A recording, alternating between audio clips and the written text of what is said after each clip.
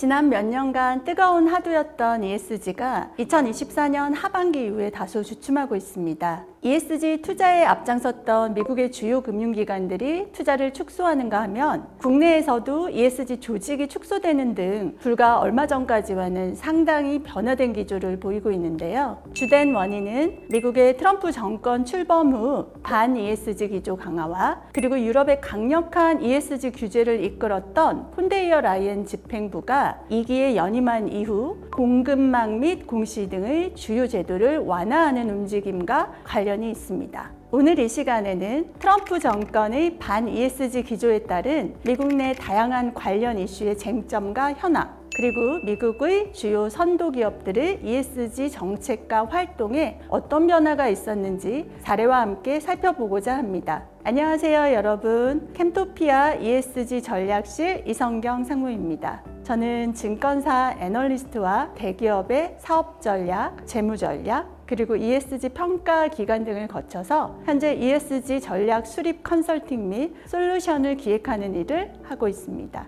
아마 ESG를 하는 분들 중에서 금융기관, 대기업, ESG 평가기관, 컨설팅 기관까지 모두 거친 이력은 제가 유일하지 않을까 싶네요. 다양한 조직에서의 실전 경험을 기반으로 현장에 가까운 이야기들을 해드리고자 합니다.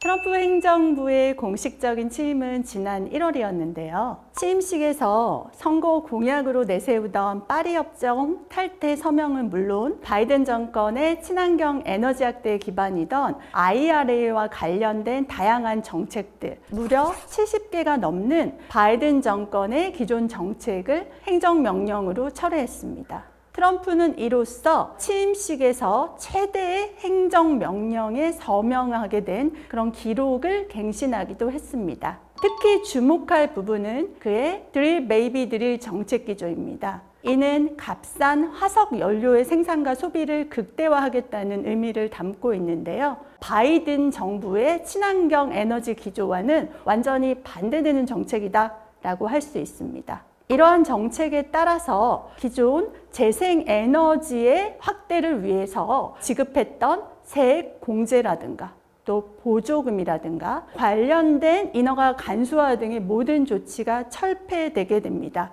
그리고 기존의 화석 연료 사용에 대한 규제들이 내려져 있었는데요. 이에 대해서는 반대로 대폭 완화하는 명령을 내리기도 했습니다.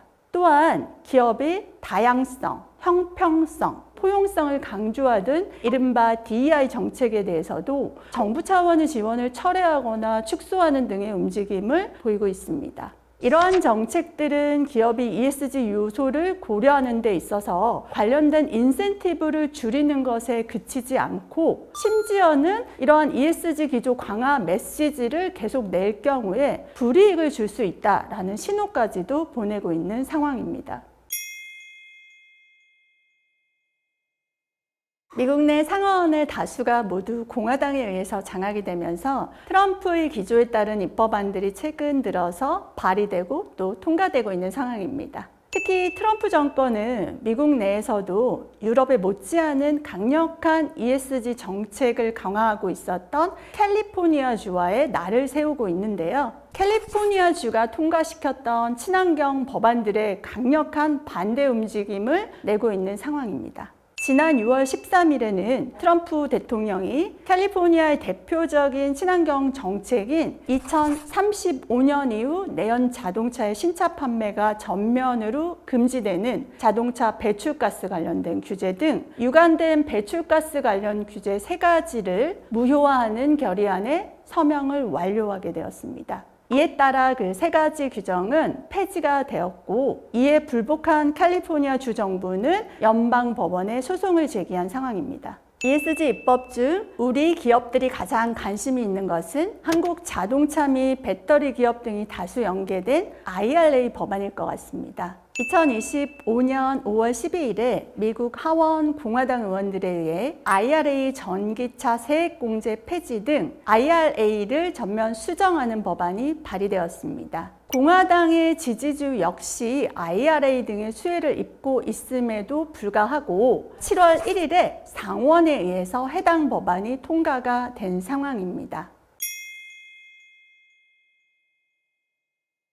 글로벌 최대 자산 운용사인 블랙록은 국내에서 ESG 투자를 이야기할 때 가장 많이 언급되는 금융기관이죠. 2020년 레리 핑크 블랙록 CEO의 ESG 투자 확대 서한은 전 세계적인 ESG 붐을 주도하는 촉매제가 되었습니다. 하지만 2023년 블랙록은 텍사스주 연기금 등으로부터 화석연료 사용 기업을 제한하는 조치 등으로 인해 블랙리스트에 오르는 등 강력한 정치적 압박에 직면하게 됩니다. 결국 레리 핑크 CEO는 2023년에 이미 ESG 용어가 정치적으로 변색되었다라고 언급하며 공개적인 자리에서 ESG라는 단어 사용을 자제하겠다라고 선언하기까지 합니다. 그렇다면 실제 미국 기업들의 ESG 동향은 어떨까요? 영국 타임스가 최근에 보도한 한 자료에 따르면 미국의 시가총액 50대 기업 중 70%가 기후 관련 목표를 현재 유지하고 있으며 8%는 오히려 강화를 했다고 합니다.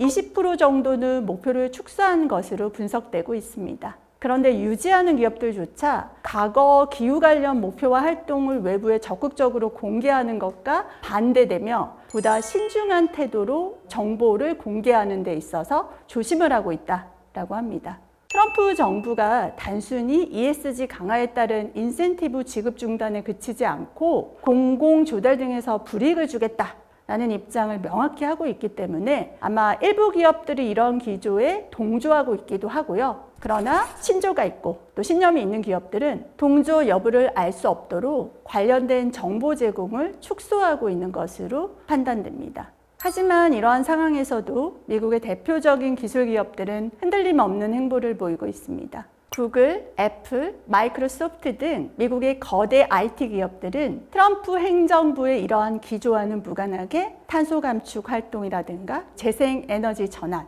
다양성 증대 등을 지속적으로 추진하고 있습니다. 예를 들어 구글은 2030년까지 24시간 내 100% 무탄소 에너지로 데이터 센터를 운영한다는 목표를 굳건히 유지하고 있고요. 애플은 2030년까지 공급망 전체의 탄소 중립을 달성하겠다는 야심찬 목표를 위해 협력사들과 긴밀히 협력하고 있습니다. 마이크로소프트 역시 2030년까지 탄소 네거티브를 달성하겠다라는 목표를 세우고 막대한 투자를 이어가고 있는 상황입니다. 이들 기업들에게 ESG는 단순한 규제 준수나 이미지 개선을 넘어 혁신과 경쟁력 강화의 핵심 동력이 되고 있음을 보여줍니다.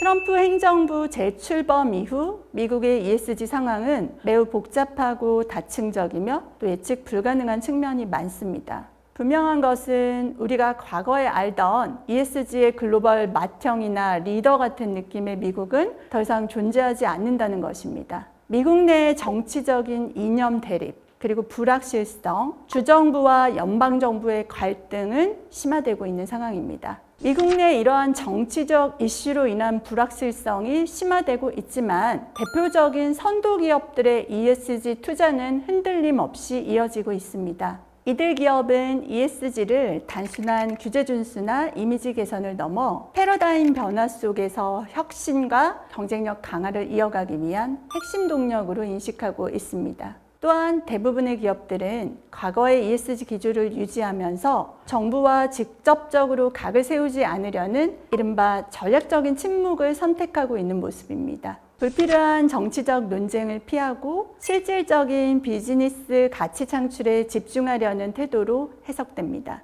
정치적인 변화에도 다수의 기업들이 ESG를 흔들림 없이 실천하기 위해 노력하는 것을 보면 ESG가 단순히 보여주기식 캠페인이 아닌 장기적인 기업의 가치를 제고하기 위한 필수 요소라는 것을 확인할 수 있습니다. 앞으로 기업들이 이끌어 나갈 ESG 활동들을 살펴보면서 우리 기업이 지금 이 순간 어떠한 기조를 가지고 어떠한 일들을 해야 할지 한번 고민해 보시는 시간이 될 수 있기를 바랍니다. 감사합니다.